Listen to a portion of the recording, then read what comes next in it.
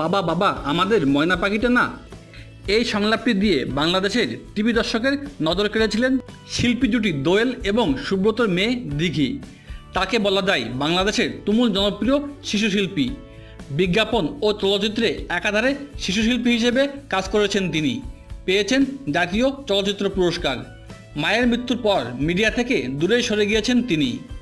মন দিয়েছেন নিজের পড়ালেখায়। মায়ের স্বপ্ন পূরণে এগিয়ে যাচ্ছেন।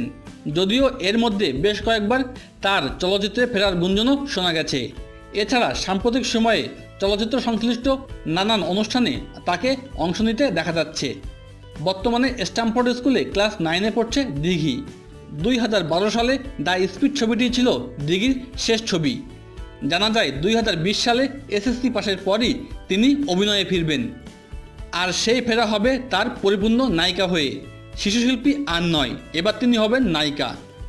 কার নায়িকা হবেন? শাকিব খান নাকি আরিফিন শুভ নাকি অন্য কেউ? যাই হোক, পড়াশোনার ব্যস্ততা ও শিশুশিল্পীর ইমেজ কাটানোর জন্য নির্দিষ্ট সময়ের আগে তিনি কোনোভাবেই পর্দায় আসছেন না। এর মধ্যে অনেকগুলো ছবি, বিজ্ঞাপনচিত্র ও নাটকের অফার ফিরিয়ে দিয়েছেন দিঘি। 5 থেকে 6 বছরের মধ্যে 36টি ছবিতে অভিনয় করেছেন দিঘি। অধিকাংশ ছবি ছিল হিট। এর মধ্যে 34টি ছবি মুক্তি পেয়েছে। 2006 সালে কাবুলিওয়ালা, 2010-এ চাচ্চু আমার চাচ্চু এবং 2012 সালে 1 টাকার বউ ছবিতে অভিনয়ের জন্য জাতীয় চলচ্চিত্র পুরস্কার পেয়েছেন দিঘি।